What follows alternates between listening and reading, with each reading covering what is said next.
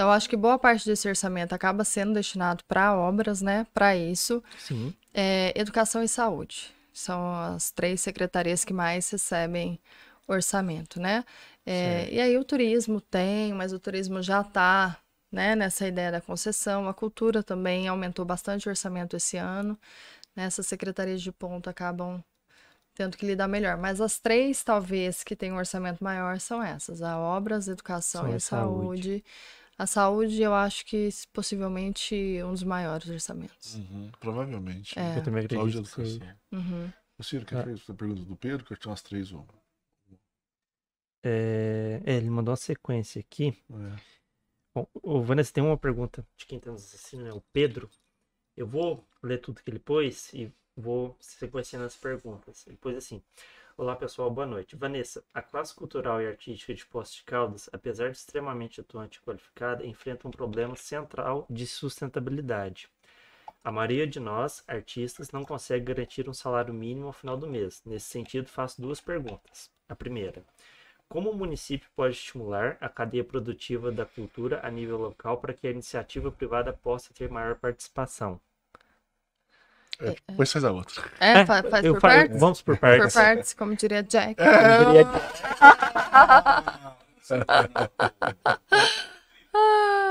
O quê? Olha no Papo de Cripto, eu mandei como que tá a internet pra vocês entenderem por que a gente tá sofrendo.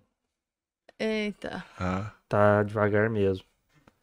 Mas tá indo bem, né? Gente, se der algum pau geral na transmissão, vocês avisem no chat que a gente dá um jeito aqui, porque a gente tá enfrentando um problema de instabilidade hoje. Mas É que vocês estão me deixando com a minha estabilidade emocional afetada e tá refletindo. não, tá Tô não. brincando. Não, brinca não. Brincadeira. Ai, ai. Ó, Quem que repete a pergunta? Não, tá tranquilo. eu Vamos lá. já tinha esquecido. É porque eu esqueci o que eu ia falar. Não, eu sei. E Eu aqui, esqueci. mal de professora, a gente guarda, ó, Ó. né? Boa noite, Pedro. Na verdade, o município ele tem divulgado alguns editais para as participações culturais, né? Porque no que se refere à parte cultural, a gente tem priorizado nos eventos, né? E aí o secretário de Cultura poderia falar melhor sobre isso, que eu acabo não me envolvendo nessa parte de gestão, mas eu sei pelo que passa por mim, para pareceres, né? Enfim. O secretário ele tem priorizado os artistas locais. Então, em todos os eventos que tem em Poços, né? Vamos falar, Júlio Fecha, a parte de Natal, a parte da Páscoa, os artistas locais são priorizados. Porém, a gente tem aquele velho problema, né? Que é o seguir a lei. Então, nós conseguimos contratar alguns por inexigibilidade, né? Sim, Mas como dispensa são muitos com produções, né? Que entram em concorrência, vamos falar assim, via de regra se abrem editais. Editais de credenciamento. E estabelece ali alguns critérios, avalia as propostas que são apresentadas, aquelas que se adequam, entram pelo edital, e aí o edital já estabelece um valor específico, né? Quanto que seria pago por artista. E alguns episódios, alguns espetáculos mais específicos, contratando por inexigibilidade, né? O que a gente consegue fazer, né? E aí, projetos mais de fomento junto à iniciativa privada, aí seria mais diretamente com a gestão mesmo da cultura, né? certo. Antes Só de... contextualizar, Diga. o Pedrinho é o ex-conselheiro de cultura, o vocalista que tá aí da banda K2. Ah, Sim, tá. nossa, cantei muito K2 na minha juventude. Não é? Eles ganharam até um concurso do Coração de Estudante. Vai ganhar? Sim. Eu não sabia disso, não. Da novela, é. Ah, que legal. Achei muito fera. Eu acho que até eles, não sei se foram eles que participaram do Festival 150 anos. Participaram, né? Eu acredito que além dos editais, né, pessoal complementando um pouquinho a pergunta do Pedro, o que acontece? Acaba tendo uma defasagem dos próprios editais. Quando você pega assim que desde 2009 ou 2010 até hoje é basicamente ou praticamente o mesmo valor aportado aos artistas. Ah, tá. Tipo imposto de renda. Não tá tendo Tem que atualização. atualizar o valor de mercado, né? Então, assim, por exemplo, se o teto de projeto era 20 mil em 2014, 2015, hoje, até o ano passado, que esse último ano foi, se me engano, 25. tem as readequações, nunca se é o teto. Mas assim, no real, o conteúdo aprovado, o projeto aprovado, é sempre o mesmo valor de 10 anos atrás. Entendi. Aí é uma análise mais de disponibilidade orçamentária.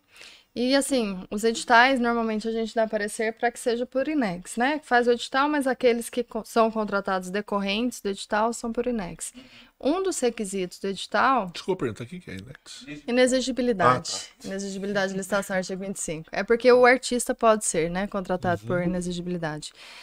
Um dos requisitos para a inexigibilidade ser legítima, porque a gente manda tudo isso para o Tribunal de Contas, né? É o valor compatível com o mercado. Então, talvez seja uma dificuldade que até o secretário tenha, mas aí eu não posso falar por ele, mas talvez seja uma dificuldade que ele tem. Que tem que comprovar que o valor que está sendo pago para o artista é compatível com o mercado, não está acima. Normalmente ele comprova isso por notas fiscais antigas ou nota fiscal de um serviço que prestou para outro município, né? Então talvez ele tenha, quem sabe, essa dificuldade. Mas é algo a ser levado para ele, é o Gustavinho, né? O Gustavinho é gente fina, falar com ele aí, né? Para ver o que pode ser feito. E a outra pergunta é como a prefeitura pode superar o desafio de aprimorar os modelos de contratação de artistas e agentes culturais, uma vez que o nosso setor tem especificidades técnicas muito peculiares, na maioria das vezes incompreendidas pelas equipes de fazenda e compras. Ou seja, não sou eu, não sou eu. Fala assim, ó, não sou eu, então não tá tô bom. na fazenda nem no compra. Tô Não, tô tranquilo pra brincando, responder. Mas essa dificuldade que o Pedrinho colocou... É o que eu acabei de falar, aliás. É uma das dificuldades, é o que eu acabei de falar, valor de mercado. Inclusive, é uma das dificuldades que às vezes se encontra até dentro da própria Secretaria de Cultura.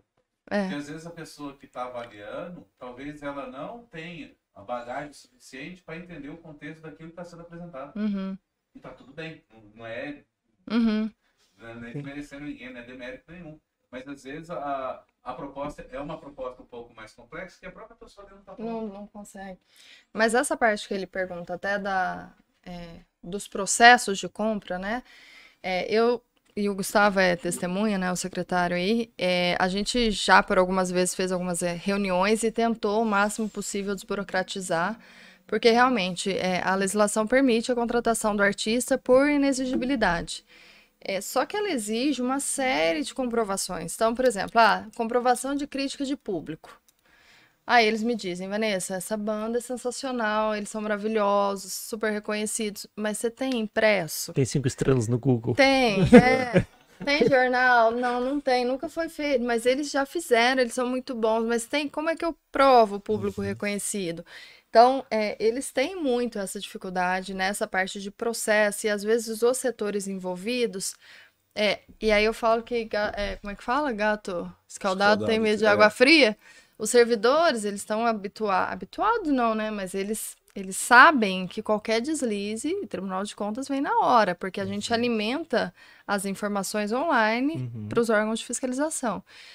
Das compras, das contratações, né? Então, a gente joga uma contratação ali, inclusive o TCE, ele tem um sistema, vocês que gostam ainda da tecnologia, chama Suricato. Sabe aquele bichinho que fica de pé assim? É o timão. O timão. É o timão do Timão e Pumba. O Suricato do TCE, eles fizeram até uma palestra aqui ano passado, ele mostrou a tela, é um negocinho impressionante. Eles têm telas gigantes que mostram todos os municípios de Minas, e é Suricato por isso. Uma contratação que cai no sistema deles que parece esquisita, ela já apita na tela deles e já vem fiscalização e já manda parar. Então, os servidores dessas secretarias que ele menciona, às vezes não fazem nem por mal, é mais por precaução, porque nós que vivemos a administração pública sabemos que o negócio é pesado. Quando vem o Ministério Público, o Tribunal de Contas, quem vai responder é o servidor que fez. Sim. E o gestor, né? Então, eles acabam tendo, às vezes, esse cuidado excessivo para não errar. E aí, quem está de fora acaba, né, não sabendo lidar muito bem com isso e tal. Mas eu já sentei com o Gustavo várias vezes esse ano, a gente desburocratizou bem as contratações, está correndo bem mais rápido, mas é inexigibilidade, então tem que ter essa prova de público, de crítica, tem que ter prova de valor de mercado, né? Tem que ter regularidade fiscal, Se não tiver, a gente não pode contratar. Mas são coisas que estão na lei, né? A gente não consegue contornar muito. Agora, essa parte técnica das propostas, aí eu já não sei muito, que não é minha praia, né? Mas... E é um grande ponto do servidor público, de um modo geral, que a gente analisa, porque realmente ele corre um risco. Sim. E então ele pensa assim, na dúvida não. Na dúvida, porque ele tem uma... Por mais que ele tenha que seguir a legalidade estrita, muito tênue, né? ele ainda pode ter uma interpretaçãozinha ali. Sim. Ah, isso aqui eu posso passar, isso aqui eu posso não passar. Sim. Se eu passar e der errado, eu que sou responsabilizado. E a responsabilidade é pessoal, né, Marcelo? Quando vem responsabilidade fiscal, enfim, as multas do TCE são na pessoa física. Então nós já tivemos casos, assim como em qualquer outro órgão, né? Sim. De servidor respondendo processo de improbidade por uma questão de uma licitação que era uma bobagem, que acabou não dando em nada, deu tudo certo, mas o desgaste que a pessoa teve durante anos, sofrer... Imagina o Tribunal de Contas. O que eu fiz, meu Deus? O próprio Ministério Público já ajuizou demanda... Então, assim, aí o servidor tem que gastar com advogado privado, porque eu não posso defender esse servidor mesmo que ele esteja atuando na função.